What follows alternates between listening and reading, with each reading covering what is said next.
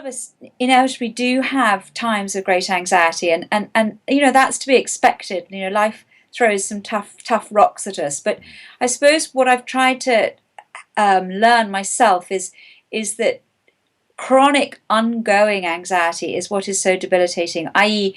non-stop, continuous, never finding those peaceful pauses, never giving your mind a break, giving yourself a break. So I think that's what I've tried to learn is to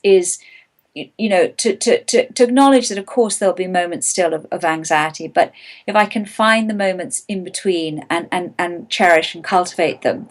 And so that's what the book has really is lots of ideas about how to try and become that little bit more grounded, a bit more steady. And really I think underpinning it all is sort of in a way being more compassionate to yourself.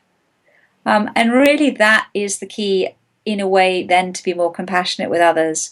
And I'm sure, talking to a bit of an expert in you, John, but I was quite influenced by the work of Professor Paul Gilbert. I don't know if you know him, but he has this model of the brain, which is that there's three bits to the brain. So there's the fear or flight brain, our very old primitive brain, and again, there's another tricky word here, amygdala. Is that what it's called? Or the amygdala? That's Is one. that close? I'm not sure if that's totally right either.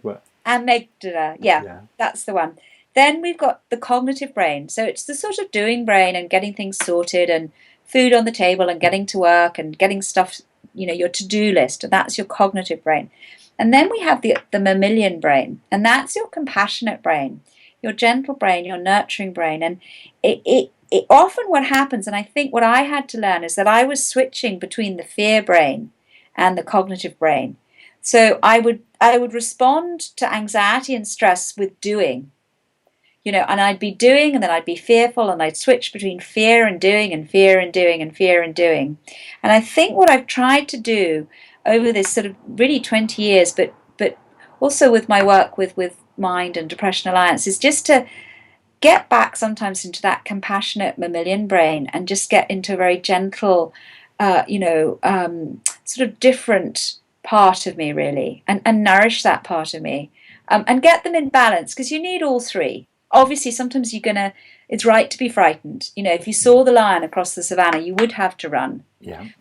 Cognitive brain, we do have to get stuff sorted, but we often neglect this mammalian brain, the compassionate brain.